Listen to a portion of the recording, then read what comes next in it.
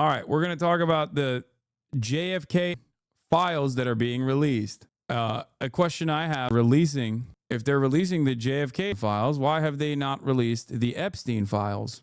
60 years, we are finally getting access to some government files related to the of John F. Kennedy.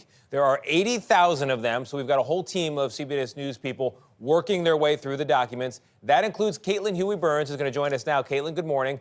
What have you and the others found so far? Hey, Tony, good morning. Well, President Trump told reporters ahead of this release that there would be a lot of reading to do, and boy, he was not wrong. I can personally... You're joking, but a German friend of mine literally said that Ukrainians are hiding military equipment and soldiers in Ukraine weeks after the start of the war. Wow. Ukrainians are hiding soldiers in Ukraine? That's crazy. I can't believe that they have a standing military. Why do they have that? Did you see the parts on the Hungarian Revolution? I did. But this is like, guys... No shit, the CIA actively played a role in mass instability against a foreign adversary like the USSR. Like, yeah, no shit. That still doesn't change the dynamic in general in terms of like overall discontent with the USSR. And also, it doesn't, make the Russian actions in that regard in terms of suppressing any sort of movement against the USSR that was fairly violent appropriate. Like, it's okay to recognize the wrongs of previous socialist formations. I certainly do. And the reason for why I recognize them, regardless of not being a anti-USSR kind of guy in general, is because it's important to learn from the mistakes of previous formations, so you don't repeat the same mistakes. Attest to that. These documents total 80,000 pages. And as you mentioned, we had a whole team of reporters here at CBS going through them. And many of these files have already been released before. And if you're one of those who were looking for any proof of conspiracy, you will likely be disappointed. More than 60 years after the death of President John F. Kennedy, the Trump administration released 80,000 pages of records to the public Tuesday night relating to his murder. Culling through the files is a tedious task. The scanned documents, many handwritten and going back over 60 years, can be at times difficult to read and decipher. Lee Harvey Oswald, the man who shot Kennedy in November of 1963, is mentioned 55 times in the documents, including in this 79-page summary of CIA surveillance operations that monitored Oswald's movements in Mexico City, where he visited the Russian and Cuban embassies ahead of the... And... Oh, the JFK files revealed... once again, the government position that it was actually Cuba. Hey guys, Lee Harvey Oswald, not a Navy officer, Navy intelligence officer. Okay, definitely not like actively engaging in disruptive as a member of intelligence.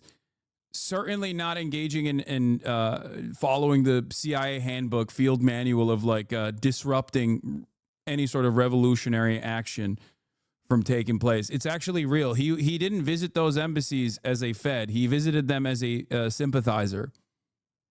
Definitely a Cuban asset, not an American one. In this letter, written in 1978, from a man to the British ambassador in Washington. In it, he says he told... I'm so glad that they revealed this, something that they've, said over and over again. Immigration officials in London that in July of 1963, just 4 months before of a plan by Oswald to kill Kennedy. It's possible, which is what makes this so scary. Wait, what? No. But so far, the trove of mostly unredacted files show there is nothing that changes he was the sole assassin. The documents, they don't... David Barrett, a professor of political science at Villanova University who studies the Kennedy presidency, says that while these files are not a smoking gun, they provide government transparency. Maybe it will lessen the suspicion that the FBI or the CIA or some other government leader or agency were involved in a plot to kill Kennedy. The Trump administration says the release represents a campaign promise kept, a promise he made the day Robert F. Kennedy Jr. endorsed him. I have never had more people ask me, please, sir, release the documents on the Kennedy, and we're going to do that. And during a visit to the Kennedy Center on Monday, he announced they were ready to go. So people have been waiting for decades for this. I don't believe we're going to redact anything. Now, anyone can see these documents on the National Archives website, and more are going to be added once they are digitized, but others still remain under court seal. Now, you may remember the president's executive order also demanded the files from of Robert F. Kennedy and of Martin Luther King Jr. to be released, but it's not yet clear when those will be published. Gail? All right, Caitlin, got it. Thank you very much. I've been in Spokane for 39 years. I hate when this chat becomes the Alex Jones of the left moment. Something like this happens. What do you mean? My favorite fact about Lee Harvey is that he visited the USSR and Cuba with the intent of denouncing his American citizenship, only to be found too annoying by the USSR, and he tore up his passport for no reason. Yeah, and then with very little scrutiny from the American government, was allowed to return and operate freely inside of U.S. boundaries. I find that very interesting, personally. I guess it's one of those. It is one of those conspiracies that I'm like not firmly on the government side on. Like I think that the I don't think it is. Yeah, before we get to the Spokane, Washington, or Spokane, or sorry, not Spokane, Washington. Before we get to the GOP lawmakers eating all the smoke from their own constituents, let's continue with the JFK stuff, because the original anti-imperialists who were smeared as so-called tankies were correct. The commander of the U.S.-backed insurgents in the violent 1956 counter-revolution attempt in socialist Hungary, General Bela Karali, was a CIA asset. This has been confirmed by the JFK records. So my attitude on this is the same attitude that I have with discontent in general in under Soviet rule. Okay, I don't think that the actions of the USSR were appropriate, regardless of the fact that the CIA certainly played a role in this. Now, the CIA playing a role in this doesn't also change the dynamic that there was also real discontent. No country is powerful enough to whip enough votes or to create this level of backlash. They can only exacerbate existing tensions. Okay? As far as the discontent, as far as the discontent goes, of course the CIA was helping the Hungarian counter-revolution. Like, it's just not, this is basic CIA shit. That's not surprising to me at all. What's more interesting for me is like what the USSR's attempt in squashing this protest looked like and why they were a failure in general. A copy of letter of the subject's file dated 22nd of November 1963, signed by the subject Secretary for Military Affairs, Executive Committee, Movimento Democrata Cristiano, is addressed to Major General Bela K. Karali, President, Hungarian Freedom Fighters Federation, Inc., offered the services of the MDC and anti-Castro organizations of the Hungarian Freedom Fighters. The Hungarian Freedom Fighters was interested in information on the MDC before granting approval or contact between two organizations. Subject, a 32-year-old Cuban exile, was from a wealthy Cuban family, and in Cuba, he was a banker. He was granted a POA in December 1959 and an NOA in February 1960 for the use of FP agent in Havana, Cuba. A copy letter in subject's file dated 22nd of November 1963, signed by subject as Secretary of Military Affairs, is addressed to Major General Bela Karali, President, Hungarian Freedom Fighters Federation, with other anti-Castro organizations. Bela Karali dies at 97, led revolt in Hungary. JFK release appears to have genuinely unredacted material in it. Is a gigantic non-word searchable dump of PDFs, so it's slow going, but here's one example of previously released redacted document that I located and a new unredacted document. Oh yeah, the Hungarian Freedom Fighters were agency sponsored is the part that was unredacted. I don't think they would have inserted false material or whatever, but it remains to be seen if they have released/will release the really important stuff, e.g. the Angleton docs that Jefferson Morley has emphasized in his reporting. Holy cow, this guy found a sick one. James Angleton Central Intelligence Agency official, is in charge of the Special Projects Unit located in the Foreign Intelligence Division of the CIA. During the past year, he has been very cooperative and has volunteered voluminous information of interest to the Bureau. At the present time, he more or less falls in the category of confidential informant. In order to handle his material in a more efficient and secure manner, it is being recommended that a control file be created. Section chiefs are also being alerted regarding the handling of information received from Angleton.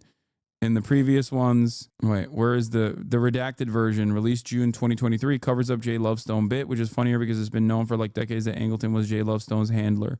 So Noah is like pouring through the data and looking at what was previously redacted and is now unredacted in this data dump. It is very much searchable text. Upload the Google Drive as Google Docs and download the document and upload to AI. Jefferson Morley says, this morning at 8 a.m., I can't search these new JFK files. I hear you cry. Alas, the National Archives/Trump team failed to take the simple step of OCRing the released JFK files. But fear not, fellow researchers, the Mary Farrell Foundation is coming to your rescue. MFF will soon post searchable PDFs of all the new JFK files. In coming days, you can escape the clunky NARA site to go over to maryfarrell.org, the largest online archive of JFK records, to continue your research. Stay tuned for details. I know like this shit is bad, but I still read it and find it exciting. No, I don't think this is bad. I think it's not bad to understand how it's not bad to understand how the American government operates, especially the CIA.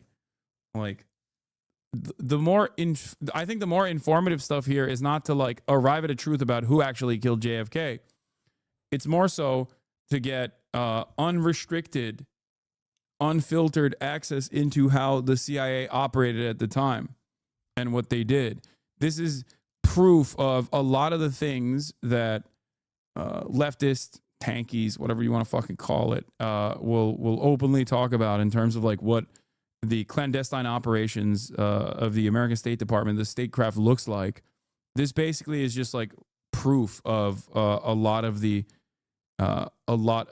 things that they talk about, and they are the ones who oftentimes put the unredacted pieces of information together. Will this help me lose less on my polymarket bets that are longer than the list of American war crimes? Here's Jefferson Morley. He's formerly of the Washington Post, author of The Ghost, The Secret Life of CIA Spy Master James Jesus Angleton. Jefferson Morley is at least according to Noah, a trusted resource on JFK-related information, so I trust him as well. He says, while we continue to look through the new JFK documents, a couple of observations. First, this is a breakthrough. The absurd and suspicious redaction that have denied us the full story. Maybe the most damning, the CIA put contaminating agent in Cuban sugar headed for the Soviet Union. Also under the heading of old business. Oh, there it is. I remember the hue cry, especially in Carl Kazin in the White House when, bleep, this was initially redacted. Here it is, unredacted. Also under the heading of old business, I will remember the hue and cry raised, especially by Carl Kazin of the White House, when the agency injected a contaminating agent in Cuban sugar bound for the Soviet Union. Shortly after the Cuban Missile Crisis, there was a disposition in Washington to re-examine the Bay of Pigs, and the fact that several Alabama National Air Guard officers lost their lives in the Bay of Pigs was surfaced, with surprisingly little excitement at the times. Can you explain why the CIA isn't what it used to be? Capitalism and shitification. It impacts all orifices and the organs of the state, as well as every other aspect of our lives. I genuinely think that. I think like the private-public partnership and the like funding being limited, I guess, even though they have expansive budgets, has definitely changed. Like they won, you know what I mean? They won the Cold War. Capitalism won, socialism lost. And in the process, I think year over year, the deregulation, the deregulatory aspects, and the lack of interest in like, or the lack of appropriate avenues and targets for the CIA made it so that it was no longer as necessary, as needed in the minds of those who control at least the funding structure. It's not because everyone is more aware and connected in the present day. I don't think so. I mean, look at fucking Israel, dude. Everyone is incredibly connected to the crimes of Israel, many crimes of Israel, and yet people seemingly turn the other cheek and look the other way and still fucking call me a terrorist, for example, for accurately explaining what Israel is doing. The CIA is a terrorist organization. Yeah, this video, isn't this the video? This episode is brought to you by Nebula. This is the video that got second thought, a visit from the Department of Homeland Security, no? In some ways, people were more informed in the 50s and 80s because journalism existed in a meaningful way.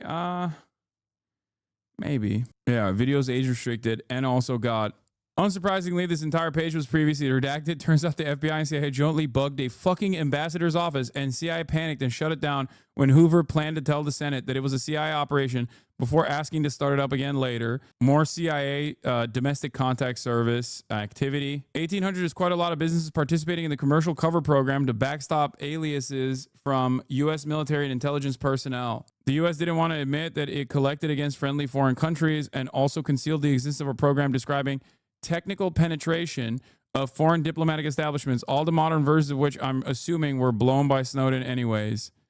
Intelligence coverage of friendly foreign countries, developing positive intelligence information regarding personnel.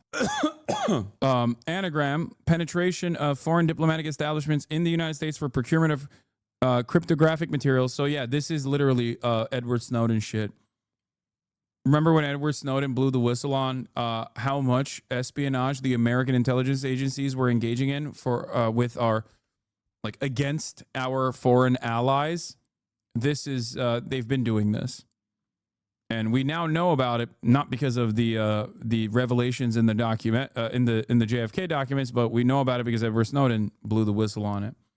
Continue from the previous memo. This doc was initially notable for confirming the existence of ProHo, but in 2023 they still wanted to postpone releasing all the info about all technical collection programs against Soviets under a catch-all clause to protect national intelligence and defense interests. A 1973 memo from CIA's ORD, Office of Research and Development, that as of 2023, withheld info about CIA and Bell, now known as AT&T, testing microwave technology to intercept domestic telecommunications. A lot of this stuff also is you know, it didn't go anywhere. That's the other thing. When you look at the conspiracy theories for too long, sometimes you end up falsely assuming that, like, MK Ultra was a massive success or whatever. You know what I mean? That, like, CIA's implementation of, like, hypnosis, for example, was successful. Like, a lot of that stuff was not successful. Domestic tests for agency research and development efforts continued. This describes the CIA admitting to being able to basically covertly tap into most any U.S. telephone networks, landlines then, and also developing sensors and tech like FLIR, far-looking infrared, in the early 70s. This, I think, is part of the reason. I mean, from what I understand, the American infrastructure is still very fucking bad. Like, telecommunications infrastructure is still very bad, that China was able to penetrate it with ease. There was a New York Times article on this a while back, like a couple months ago, where it turns out the Chinese government and its espionage agencies had deeply penetrated American telecommunications and were directly looking at everything that people were saying. And the only reason why they were utilizing it was to figure out if their deep cover agents were under threat or not, so they can pull them out. Birds are real and they work for the government. Oh my God, someone show this to fucking, oh my God. Oh my God, hold on. Ain't nobody show this to Adapt. He's gonna lose his mind. Oh my God. Adapt was right. This was a previously redacted piece of information. Let's take a look. G. Trained birds. Birds have been trained and tested in the United States to carry small intelligence collecting packages such as audio surveillance devices, small cameras, and current measuring devices. Any data collected from unwitting domestic sources would have been used only for engineering purposes and then destroyed. Adapt! It's real. They have to redact this again. Yo, my apologies to Phase Adapt. Phase Up. He's been on this for a long time, dude. He's been talking about how birds have been used for espionage for quite a while now, and it turns out he was right. NSA participated and controlled most elements of the U.S. material. Oh, shocking. Redacted memo about intelligence coverage of diplomatic representatives of friendly foreign nations, with a particular warning to U.S. officials working closely with French, British, Israeli, and German intelligence officers. So this entire memo was redacted. Let's take a look. Intelligence coverage of diplomatic representatives of friendly foreign nations. As you are aware, at the present time, our coverage on the intelligence efforts of foreign countries here in the United States is primarily aimed at the activities of Soviet and communist bloc countries. This has been brought about by the fact that those countries represent the greatest threat to the security of our nation, both in the international and domestic fields. Notwithstanding the foregoing, a number of instances have been brought to our attention reflecting so-called friendly nations are engaging in direct intelligence activities against the United States. The case involving Joseph Sidney Peterson Jr., who was engaged in furnishing top-secret information from the National Security Agency to representatives of the Netherlands government, fully portrays the inherent danger in such intelligence activities. They were doing to us what only we get to do to them. See, now, this only goes in one direction. Only we get to spy on our foreign allies, our friendly foreign nations. Our friendly foreign nations don't get to spy on us unless you're Israel, in which case you get to do whatever the fuck you want, okay? Which is part of the reason why I always say, like, half the CIA loves Israel and actively collaborates with Israel. The other half of the CIA fucking despises Israel and wants to stop the cross-pollination. That's, I think we all know which side won for quite a while now, actually. All right, it reaches another nation. Our security with respect to such information is only as good as the security of the foreign government. The purpose of this memorandum, therefore, is to alert you to the necessity of promptly bringing the Bureau's attention any information developed indicating representatives of foreign countries are engaged in intelligence activities here. Our basic policy is to conduct investigations only in instances where we receive allegations indicating an individual representing a foreign nation is engaging in activities in violation of our laws or otherwise constitutes a security menace. The Bureau is aware that the French, the British, the Israelis, the Germans, and a number of other nations either have regularly assigned intelligence representatives in the United States or, from time to time, send such representatives to the United States. In many instances, such representatives deal with the United States government agencies on an official basis. At the same time, it is possible that such representatives are engaged in other intelligence activities while here. We are requesting other government agencies who deal with intelligence representatives of foreign governments to keep us advised of the identities of foreign intelligence operatives in the United States. There it is. It apparently wasn't until 1955 that the FBI decided it should be spying on friendly nations. State Department had their own views on which country's staff should be targeted and surveilled first: Egypt, Syria, Saudi Arabia, and Israel, although it turned out Israel was already covered. Look, he stated that no coverage would be advisable at this time on such countries such as Greece, Turkey, Iran, Iraq, since the conditions in those countries are not, I guess, appropriate. In 1958, FBI was surveilling over a dozen Israeli nationals suspected of engaging in intelligence activities in Washington, D.C. and New York City, which was redacted previously. State Department told the FBI to proceed with caution when trying to develop informants within Israeli diplomatic establishments because most of the U.S. citizens hired by the Israelis are pro-Israeli in their thinking, i.e. watch out for double agents. Oh, no. The bottom said 9/11. Dude, what are you, fucking crazy? This is the JFK files. What are you talking about 9/11? If anything, they're talking about Chile, potentially. Not 9/11-2001. They didn't. The American intelligence community did not become the architects of 9/11 in like the fucking 50s. Yeah. There's two 9/11s that American intelligence was to a certain degree involved with, you know? More evidence of US CIA involvement in Sudan, Egypt, Syria, Yemen, and Libya. I know this is from 1959, but I'm honestly still pretty surprised it was released in its entirety. Ton of info about collecting against friendly nations. I guess the reason why they released the unredacted files is because most of the stuff is well established at this point, partially because as far as like the active collection of intelligence from foreign allies and not adversaries, but foreign allies specifically, was uncovered by Edward Snowden. So in that regard, they don't see any issue just openly releasing this stuff. I don't know. There's still information, I think, that you can derive out of this. This obviously specifically looks at like what the previously redacted, now unredacted files are. But as far as people claiming that this in and of itself is like irrelevant data, I disagree with you. I think that there's some worth in this information. Like, this is valuable information. It's important to now officially confirm previous assertions that were made through circumstantial evidence. This is now direct evidence. You know what I mean? Like, there's only so much you can do as far as developing a theory about clandestine activities of the CIA. But when they do deliver unredacted information like this, it basically solidifies those theories. It turns them into facts. It just creates confirmation. I don't think it's a smoke screen. Anyway, from a historian's perspective, you can only assume this stuff, but now as a factual fact is great for correcting misconception in academic sense. Sure. As far as like figuring out who did it, who done it, I don't think we know. I don't think we will ever. I doubt that until like the American regime is toppled in its entirety, will you ever. And even then, there's probably a contingency to burn all of those fucking files regardless.